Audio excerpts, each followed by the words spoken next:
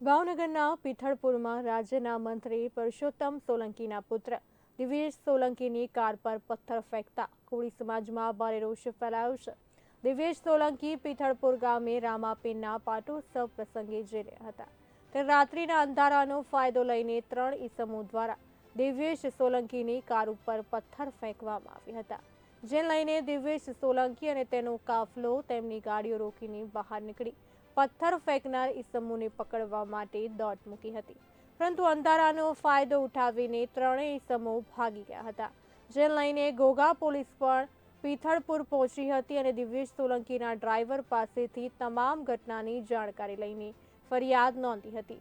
ત્યારબાદ પથ્થર ફેંકનાર એક ઈસમને ઝડપી પૂછપરછ કરીને અન્ય બીજા 2 પથ્થર ફેંકનાર ઈસમોને પણ ઝડપી લેવામાં આવ્યા હતા।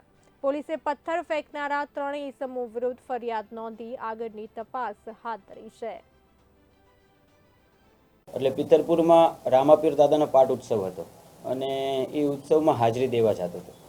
હાજરી દઈ અને હું જ્યારે રિટર્ન થયો તો અજાણ્યા શખ્સો વંડી પાછળ અંધારામાં છુપાઈને ઓચિંતાનો મારી ગાડી ઉપર હુમલો કર્યો।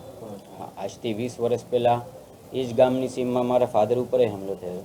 પોલીસે તાત્કાલિક ધોરણે રાતના અમે જેમ પીસીઆરમાં 100 નંબર ઉપર લખાયું એટલે તાત્કાલિક ધોરણે ત્યાં અમુક જવાનો ત્યાં હાજર હતા, ઓ લોકોએ દોડી આવેલા અને તાત્કાલિક ધોરણે ઓ લોકોએ તપાસ કરીને બીજા જ દિવસે સવારે બધાને અરેસ્ટ કરી લીધેલા।